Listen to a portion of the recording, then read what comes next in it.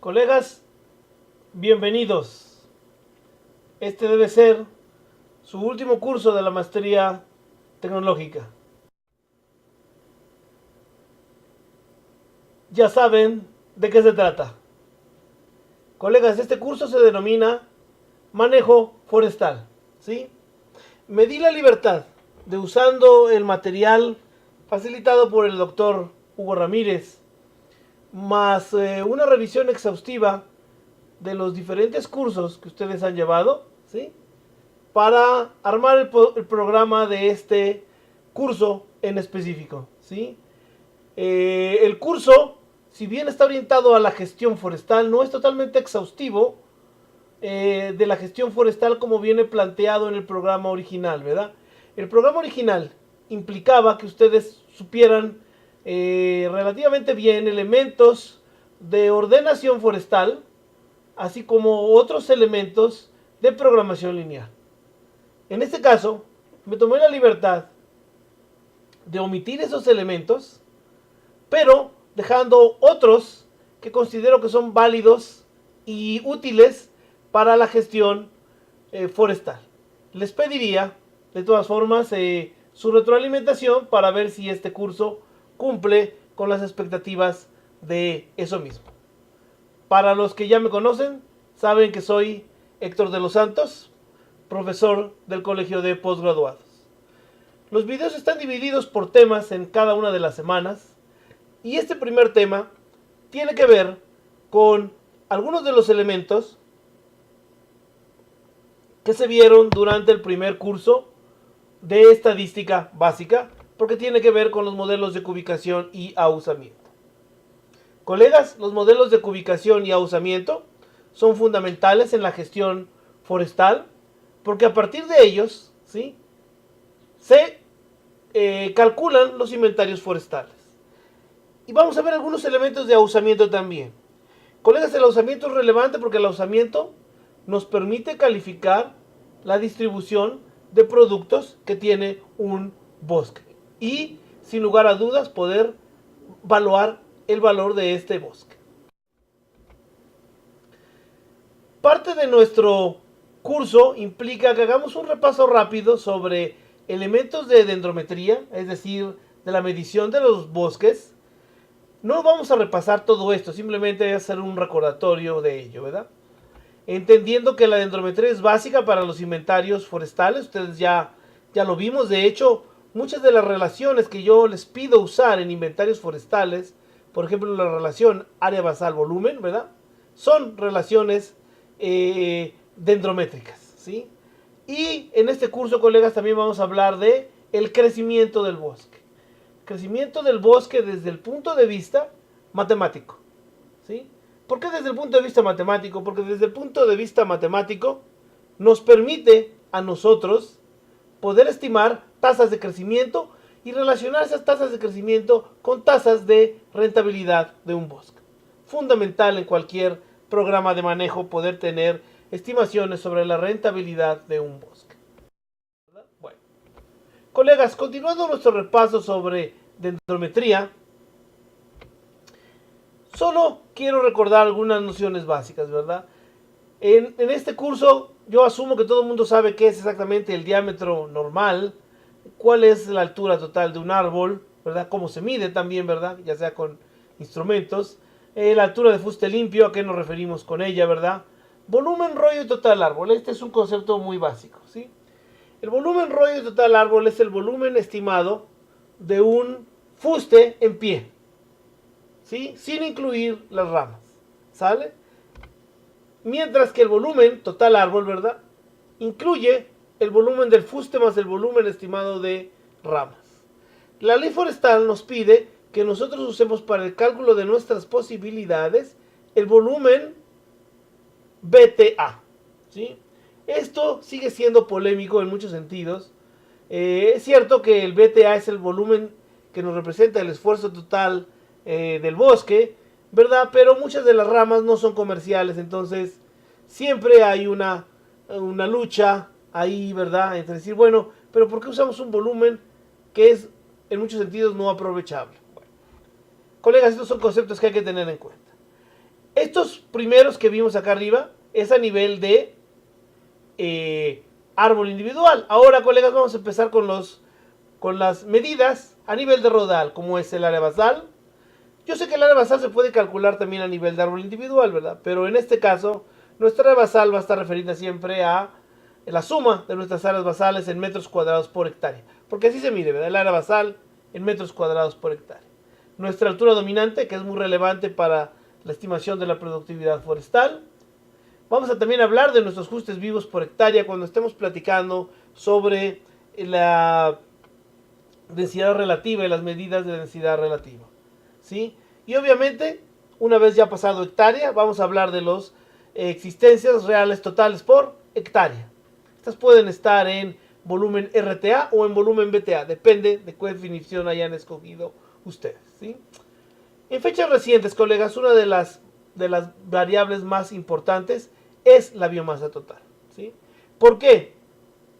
Se explica sola, ¿verdad? La biomasa total es una medida de cómo funcionan nuestros bosques como almacenes de carbono, ¿verdad? Se ha vuelto una de las variables a nivel rodal más importantes y también es una variable dendrométrica o dasométrica, ¿verdad? Colegas, todas estas variables son variables alométricas, ¿sí? Hoy te vamos a hablar sobre alometría. Parte de todo este curso es básicamente alometría. Y la alometría es bien relevante porque la alometría implica que nosotros tenemos que utilizar las relaciones que existen entre las variables dasométricas y el tiempo, más y entre ellas mismas, ¿verdad? Para poder obtener relaciones útiles que nos permitan, que nos faciliten además la vida cuando nosotros medimos un bosque. ¿Sí? Es necesario familiarizarse con conceptos básicos y útiles de este curso, ¿sí? Ya hablamos que es necesario tener conceptos matemáticos básicos como los que siguen. Estas son las funciones que ustedes más van a ver en este curso, ¿verdad?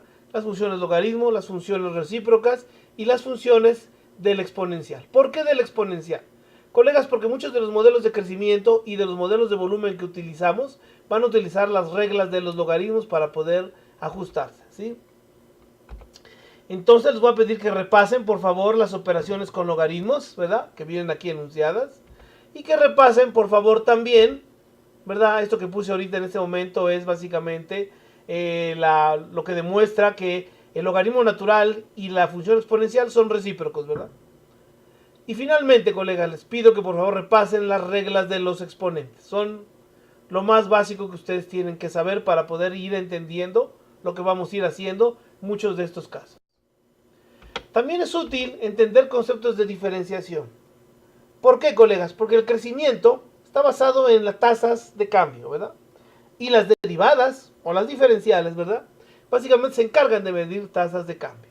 Si bien no les voy a pedir que calculen derivadas ni nada de eso, sí es algo con lo que tienen ustedes que estar familiarizados. Vamos a platicar también de integración, ¿verdad? Insisto, no vamos a pedirles que hagan integrales, ¿verdad? Pero que sí estemos familiarizados con su concepto, que implica la integración, ¿verdad? La integración tiene dos interpretaciones directas. Una es que es la operación inversa de la derivada, ¿verdad? O la antiderivada. Y la otra, que es la más común y que todo el mundo maneja, que es el área bajo la curva, ¿verdad? Esos dos conceptos son útiles para que nosotros entendamos cómo queremos usar la integración. Y finalmente, colegas, vamos a platicar un poquito de ecuaciones diferenciales. Insisto, no les voy a pedir que las hagan, pero sí que entendamos que muchos de los modelos que vamos a estar usando parten de ecuaciones diferenciales. Las ecuaciones diferenciales son una de las ramas más interesantes de las matemáticas para los aspectos biológicos, ¿sí? Es interesante también entender que muchos de los usos de las ecuaciones diferenciales parten del hecho de que tanto físicos como biólogos se han adentrado, ¿verdad? en estos métodos, ¿sí? Para poder derivar funciones, ¿sí? Las ecuaciones diferenciales parten de hipótesis que nos permiten derivar funciones útiles que puedan ser usadas en casos aplicados. Vayamos a nuestro primer caso que tiene que ver con los modelos de volumen, pero vamos a empezar con nuestra explicación de alometría. La dendrometría, colegas, ¿sí?, es parte de una rama muchísimo más grande de lo que es la alometría, ¿sí? La alometría no solo existe en los vegetales, la alometría existe en la biología en general. Se sorprenderían de dónde se usan las relaciones alométricas mucho. Los farmacólogos son expertos en manejo de relaciones alométricas, por una razón bien simple, ¿verdad?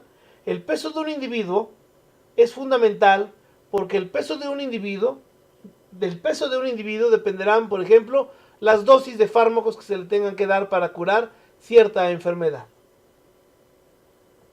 ¿Por qué? Bueno, porque el tamaño de su hígado o el tamaño de los órganos de un individuo dependen de su tamaño, ¿verdad? Entonces, mucho se usa de relaciones alométricas en farmacología, mucho se usa en biología, mucho se usa en inventarios forestales, ¿sí?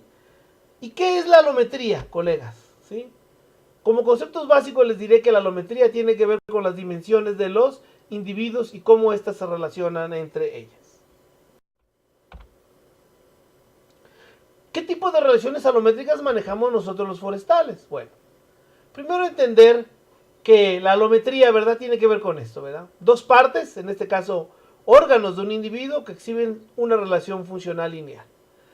¿Por qué esto es relevante? Colegas, porque a veces nosotros quisiéramos poder derivar, obviamente, el incremento de una parte de un órgano que esté relacionado con otro, ¿verdad? Básicamente nos va a hablar de cómo estos dos se pueden relacionar geométricamente, porque muchas veces uno de esos órganos es fácil de medir mientras que el otro es difícil de medir. Por ejemplo, y este es el ejemplo más clásico de los árboles, ¿verdad? Ustedes recuerdan que el volumen de nuestro árbol lo determinamos con una ecuación de volumen en el cual metíamos el diámetro y metíamos la altura. Y si ustedes recuerdan, no todas las alturas, solamente algunas alturas que se habían medido. Bueno, ¿por qué? Porque diámetro y altura están relacionados y diámetro y altura están relacionados con volumen. Sin embargo, la variable que es difícil de medir de manera directa es el volumen, ¿verdad? Y por eso necesitamos modelos de volumen que usen el diámetro y la altura como variables para aproximarlo. Entonces, esta es la relevancia de las variables alométricas, ¿sí? La alometría se puede dar a nivel individual o a nivel poblacional. Nosotros revisamos esto en sus notas de inventario. Si ustedes recuerdan, cuando yo les pedía que usáramos el área basal como variable auxiliar, estábamos revisando cómo el área basal se relaciona con el volumen por hectárea. Eso lo hace una relación alométrica a nivel poblacional, ¿verdad? Pero cuando les pedía que revisáramos el patrón de diámetro-altura, eso es una relación a nivel individual, ¿verdad? Porque estamos viendo al individuo, pero en un conjunto de datos, ¿sí? ¿Qué más quisiéramos que la alometría fuera constante, verdad? Si nuestras variables alométricas fueran constantes, nos resolverían muchísimos problemas. No siempre es este el caso. Y eso lo vamos a estar viendo durante este curso, ¿sale? Dentro de la teoría básica de las ecuaciones alométricas, ¿verdad?, las dimensiones están estas. Colegas, los árboles cambian en función de dos variables básicas, ¿verdad?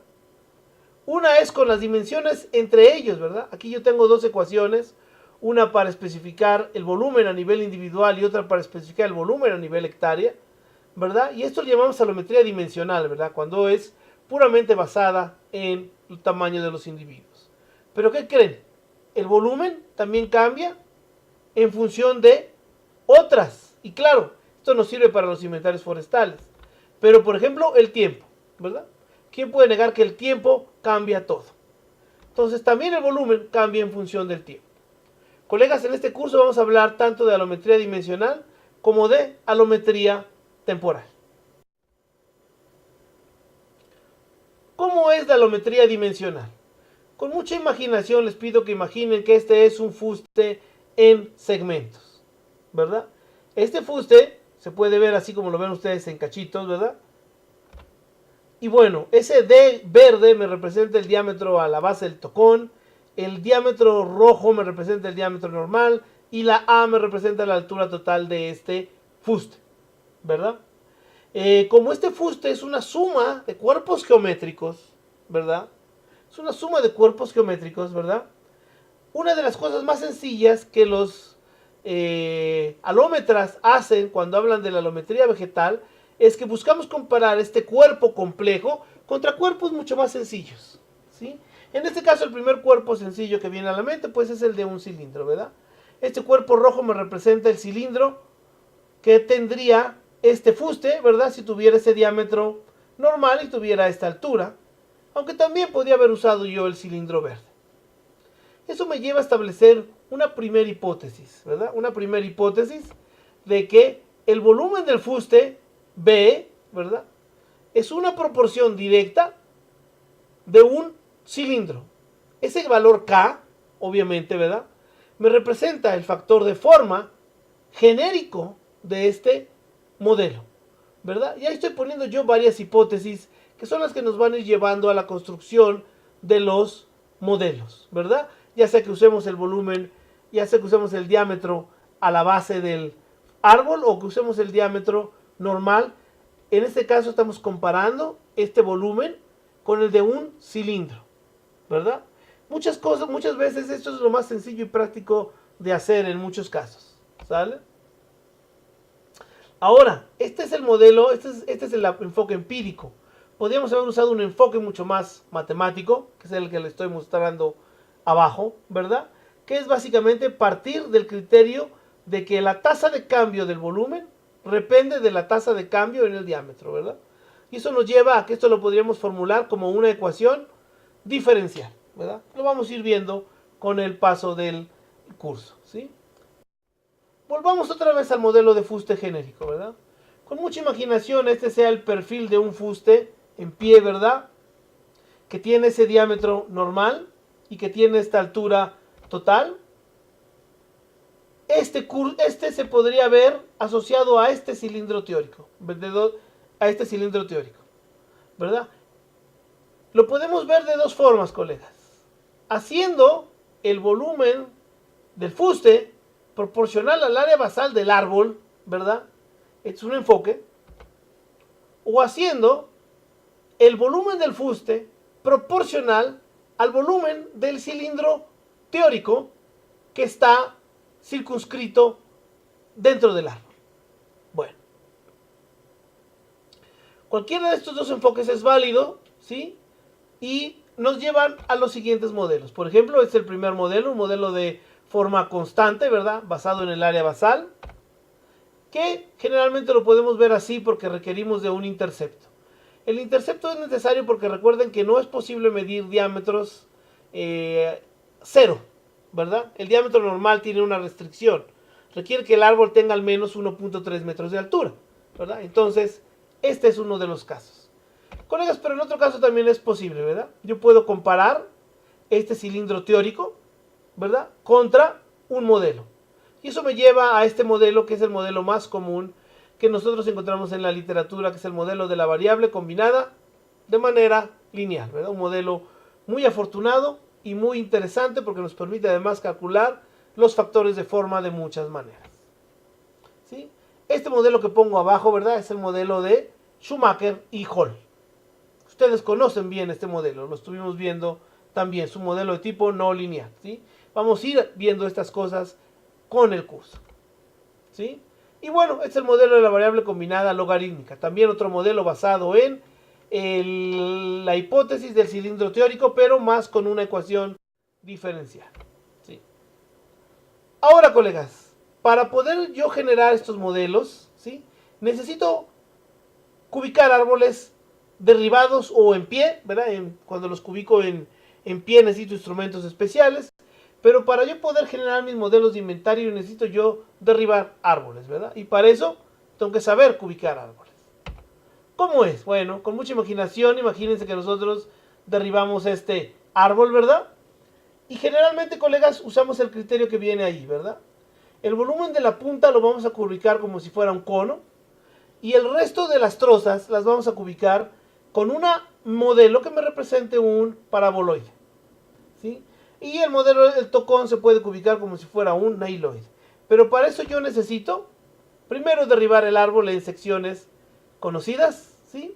Estas secciones que vienen ahí parece que están troceadas. No siempre es necesario trocear los árboles, colegas, ¿sí?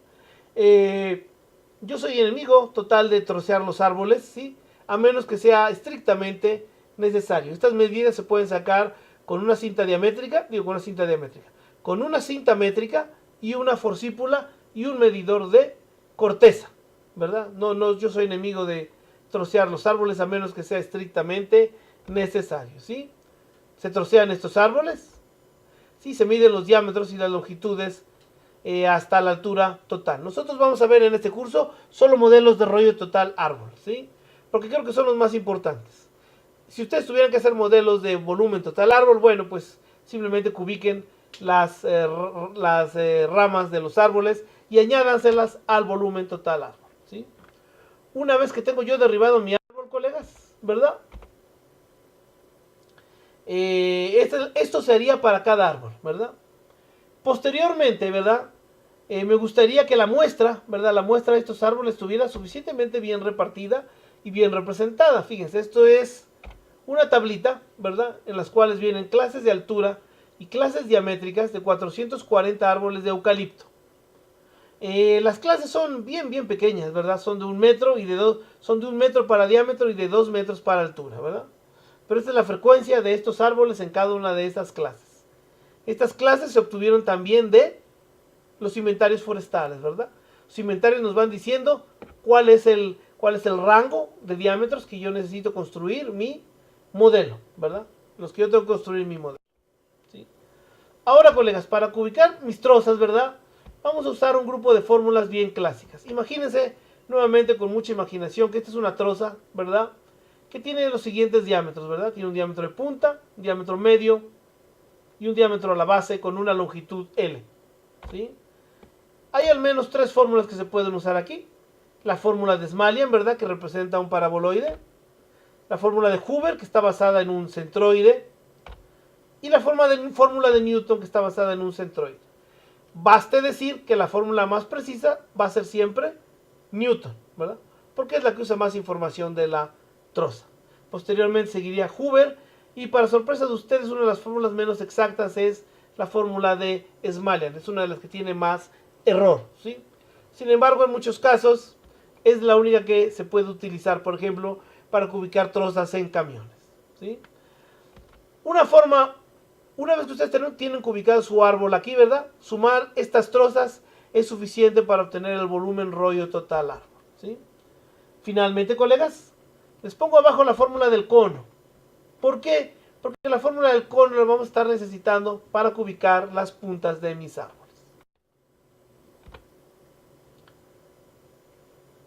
¿Qué ventaja tiene una vez que yo he construido un modelo, verdad? Por ejemplo, este es el modelo de la variable combinada, ¿sí? Este modelo tiene unas ventajas que no presentan otros modelos, ¿sí? Y es que básicamente yo puedo estimar mi factor de forma de esta forma, ¿verdad? Yo sé que el B1 me representa esto, ¿verdad? Cuando el diámetro está en centímetros y la altura está en metros, ¿verdad? Yo voy a usar este factor. Y yo sé que si yo ajusté mi modelo de esa forma, el factor de forma va a ser igual a esto, ¿verdad? Si obtengo el recíproco de mi parámetro estimado y lo multiplico por pi entre 40.000, ¿verdad? Y eso me va a llevar a que yo pueda escribir al menos 3 factores de forma básicos, ¿sí? Cuando mi factor de forma está cercano a 0.5, quiere decir que mi fuste tiende a ser, en general, un paraboloide. Cuando mi fuste anda cerca de 0.33, quiere decir que yo estoy cercano a un cono. Cuando mi fuste anda en esta cantidad, que es 1/4, quiere decir que yo estoy cercano a una hiloide. Nunca van a tener ustedes valores exactos de esto, ¿sí? ¿Qué es lo que van a tener? Van a tener valores en transición, ¿verdad? ¿A qué me refiero? Bueno, generalmente el valor del fuste cuando anda en 0.4 me dice, pues que está transicionando el árbol, ¿verdad? De una forma de cónica a una forma de un paraboloide, ¿verdad? O cuando está entre 0.25 y 0.33 me dice que está transicionando de una hiloide a un cono, ¿verdad? Cuando mi factor de forma es mayor de 0.5, básicamente me dice que está transicionando de un paraboloide a un cilindro. Esto es típico en árboles muy grandes y muy maduros, ¿verdad? A medida que un árbol se vuelve grande y maduro, empieza a perder ramas, la mayoría de los casos, sobre todo árboles bien manejados, ¿verdad? Y rodales bien manejados, va a tender a que el factor de forma sea mayor de 0.5. Sin embargo, colegas, les digo que esto es raro, ¿verdad? Un factor de 0.5 ya es suficientemente bueno e interesante en muchos bosques en México, ¿verdad? Desconfíen cuando vean valores de 0.7, 0.65, son valores demasiado altos. Yo he analizado muchos datos de volumen y esos datos son bastante raros, ¿verdad? Generalmente son comunes en árboles muy pequeños, ¿verdad? Donde las cantidades de ramas son relativamente pequeñas, ¿sí? O en árboles muy maduros, ¿verdad? Entonces, desconfíen por favor de factores de forma mayores de 0.6, 0.7. Colegas, eso es para el volumen total. Y sin embargo, a nosotros nos interesa no solo el volumen total, sino cómo ese volumen está distribuido, ¿verdad? Y para entender cómo está distribuido ese volumen, nosotros necesitamos de modelos de ahusamiento, ¿sí? Los modelos de ahusamiento son bonitos porque nos permiten hacer distribución de productos a cualquier límite comercial establecido. Cuando hablo de cualquier límite comercial establecido, es esto. Durante los primeros épocas de la construcción de modelos de volumen comercial variable, digo de volumen comercial, ¿verdad? Se establecían proporciones que tenían que ver con los productos, cosa que era lógica. Sin embargo, ¿qué es lo que fue sucediendo? Colegas, la industria forestal fue progresando tan rápido, ¿sí?, que muchos de esos modelos de productos se volvían obsoletos en el corto plazo. ¿Y por qué se volvían obsoletos en el corto plazo? Bueno, se volvían obsoletos en el corto plazo porque la industria iba cambiando mucho más rápido que los modelos. Entonces se optó por modelos como los que les voy a mostrar ahorita de ahusamiento, ¿verdad? Donde lo que hacemos es que modelamos el cambio del diámetro en función de las dimensiones del árbol, ¿verdad? Y eso nos permite a nosotros obtener modelos de volumen comercial variable, como es el que tienen ustedes ahí arriba, del cual nosotros descontamos una punta, y modelos del cambio en diámetro. Obviamente los modelos del cambio en diámetro nos permiten estimar a qué altura sucede cierto diámetro y entonces qué distribución de productos tenemos.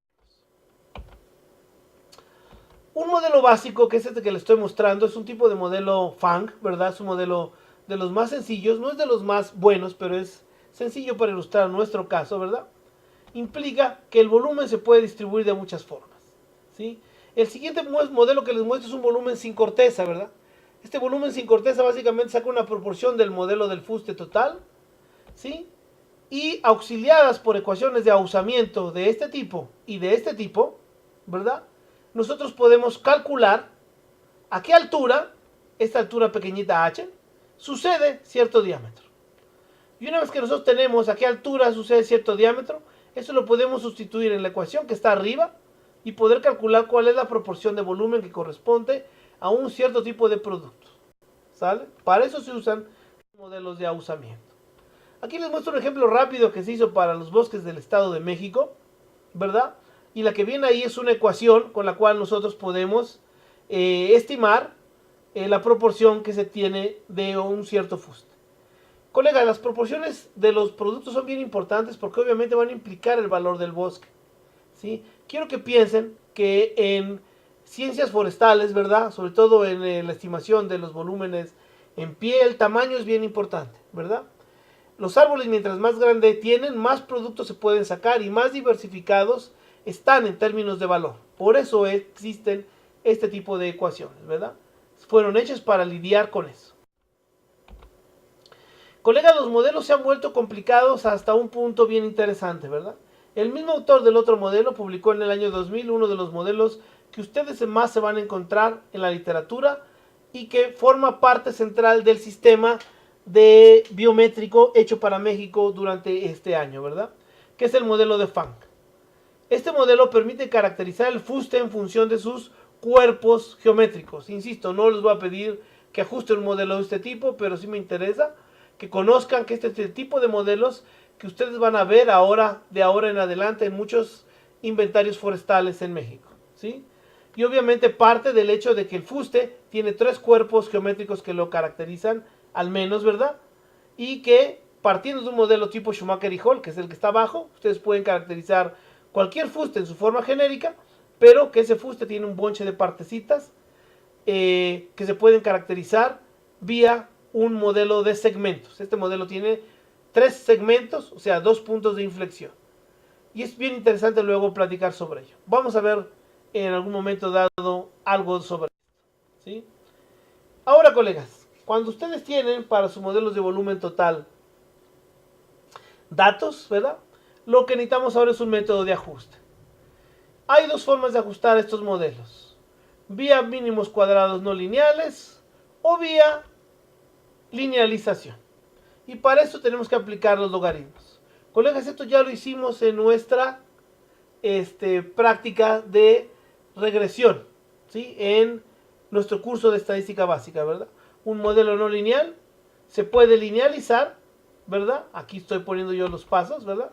Para linealizarlo y ajustarse de manera lineal, ¿sale? Ya vimos nosotros los problemas y bondades que tiene hacer esto, tanto de heterocedasticidad como de la confiabilidad de los parámetros. Aquí vamos a empezar a hacer todas esas cosas de teoría, las vamos a ver aquí directamente, ¿sale? Y aquí lo ajustamos con mínimos cuadrados lineales, ¿sí?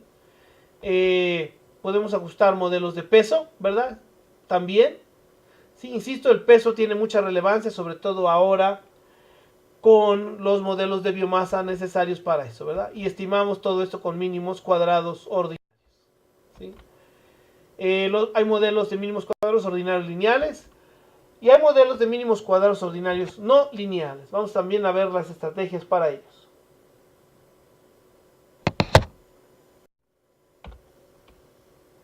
Los modelos lineales pueden ser sencillos o pueden ser múltiples. También eso ya lo vimos nosotros en nuestro primer curso, ¿verdad?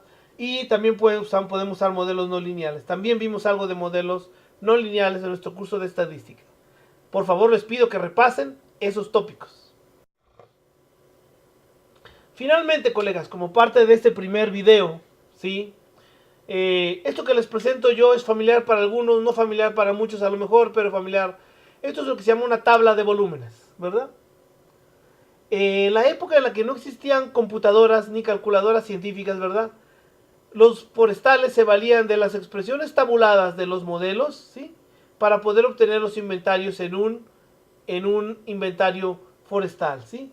Han pasado en desuso este tipo de expresiones y sin embargo mucha gente, cuando encuentra algún modelo de volumen, quisiera verlo expresado en tablas, ¿sí? Sobre todo las tablas, ven esta expresión en blanco, esta parte blanca de la tabla. La parte blanca de la tabla nos habla de cuál es el rango útil en el cual se tomaron los datos. Esta parte amarilla nos habla de la parte útil, pero que estuvo fuera del rango de muestra, ¿verdad? Y la parte azul, básicamente es una advertencia para decirles, estos volúmenes son calculables, pero quién sabe si sean reales, ¿verdad? No hay árboles de 5 centímetros, no hay árboles de 5 metros de altura y 80 centímetros, ¿verdad? Salvo que sean fragmentos de árboles. Entonces la fórmula permite calcular esos volúmenes, pero están fuera del rango de los datos. Mucho cuidado, colegas, porque eso es algo que tienen de sabio las tablas de volúmenes, ¿verdad? Básicamente nos establecen una zona de restricciones de en dónde usar este tipo de modelos. Y otra cosa interesante que nos dicen las tablas de volúmenes. Estos modelos están diseñados para usarse en clases de diámetro y en clases de altura. Ya a la gente se le olvida eso, ¿verdad? Agarran un diámetro, agarran una altura y simplemente se le aplican al modelo, sin entender que este modelo está diseñado para funcionar en clases. Finalmente, colegas, los modelos más comunes que vamos a usar en esta clase, al menos para ajustar los modelos de volumen total, son algunos de estos que vienen aquí. Hay muchísimos más, pero estos son los que yo he encontrado que son bastante interesantes y se pueden utilizar con mucha confiabilidad para generar nuestros modelos de volumen. Colegas, después de esta clase bastante rápida sobre modelos de volumen y ahustamiento, les pediría que por favor vayamos a sus videos de práctica para empezar a practicar de cómo construir estos modelos, ¿sí? A mí me gusta más hacer cosas prácticas que otra cosa para ir entendiendo todos estos elementos teóricos que se han vertido en este momento. Nos vemos en la práctica.